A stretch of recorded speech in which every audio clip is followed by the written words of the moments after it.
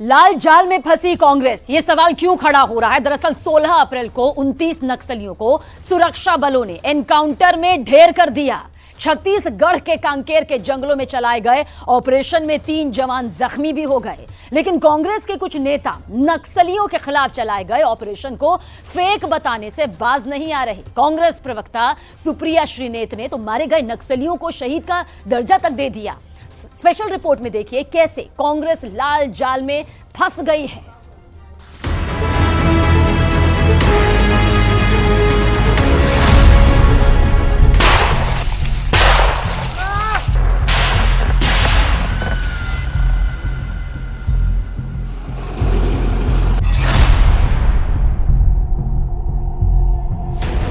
सोलह अप्रैल 2024 गांव बिनागुंडा, जिला कांकेर, छत्तीसगढ़।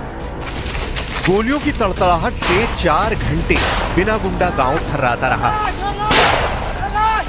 ये नक्सलियों और सुरक्षा बलों की आमने सामने की भीषण मुठभेड़ थी। एनकाउंटर के अंत में सुरक्षा बलों को ऐतिहासिक सफलता मिली।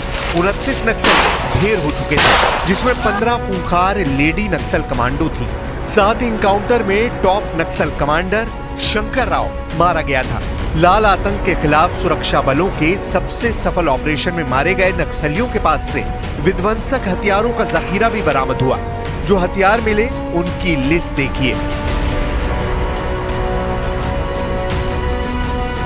AK-47 rifle, INSAS rifle, SLR rifle, carbine, 303 rifle, 315 bore बंदूक, 9mm पिस्तौल, देसी हथगोले।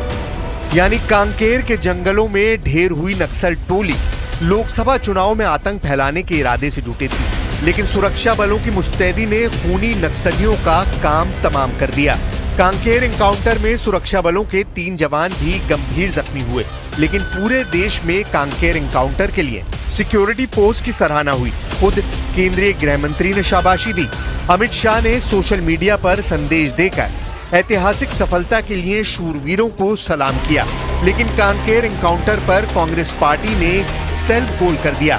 पहला फाउल छत्तीसगढ़ के पूर्व CM भूपेश बघेल ने किया। सुनिए ये बयान। भारतीय जनता पार्टी शासनकाल में फर्जी एनकाउंटर होता रहा, गिरफ्तारियां हुई है। अभी फिर से 4 महीने में वो फर्जी एनकाउंटर में भी वृद्धि हुई है। तो फर्जी आदमी है, उसको सब चीज फर्जी लगेगा। खुद तो फर्जी है। फर्जी जब ये विधायक बने तभी फर्जी नाम से बने, नाम किसी दूसरे का था। बड़ी सफलता मिली है हमारे नौजवानों को। मैं उन्हें बधाई देता हूँ, शुभकामना देता हूँ। 29 नक्सली मारे गए, जो बड़ी घटना है। अभी तक तो होता ही था कि हमारे जवान हताहत होते रहे। पहले सवाल फिर सफाई देकर बघेल ने डैमेज कंट्रोल करने की कोशिश की। लेकिन कांग्रेस पार्टी की राष्ट्रीय प्रवक्ता सुप्रिया श्रीनेत एनकाउंटर से इतनी संवेदनशील हुई कि नक्सलियों को शहीद करार दे दिया। हालांकि जब बीजेपी ने इसको लेकर सवाल खड़े किए तो उन्होंने इस पर सफाई भी दी कि उनके बयान को तोड़ मरोड़ कर पेश किया गया है। नहीं, मैं इस पे कोई राजनीति नहीं करना चाहती हूँ। मुझे लगता है इसकी बिल्कुल गहन जांच होनी चाहिए और उन सब लोग जो शहीद हुए, हमारे सुरक्षाकर्मी भी कुछ घायल हुए, उन सबको हमारी संवेदनाएं हैं और इसमें कोई राजनीति का सवाल ही नहीं है। कांग्रेस पार्टी अधिकृत रूप से कहती है कि इस पूरे ऑपरेशन की, जिसमें सुरक्षा बलों को सफलता प्राप्त हुई, इसकी गहन जांच होनी चाहिए। और वो जो सब लोग शहीद हुए हैं, मतलब आतंकियों के लिए वो कह रही है, नक्सलियों के लिए कह रही है कि जो नक्सली शहीद हुए हैं उनके प्रति हम अपनी संवेदना प्रकट करते हैं। सुप्रिया श्रीनेत की सफाई बीजेपी को मंजूर नहीं। सोशल मीडिया पर छत्तीसगढ़ बीजेपी ने जिस नाम से कैंपेन चलाया उसे भी देखिए। बीजेपी ने कैंपेन सुप्रिया श्रीनेत के रायपुर दौरे के विरोध में चलाया है। बीते 14 अप्रैल को केंद्रीय गृह मंत्री अमित शाह ने छत्तीसगढ़ में नक्सलवाद के समूल नाश का आह्वान किया था। इसके 2 दिनों बाद ही नक्सलवाद पर सबसे बड़ा प्रहार हुआ।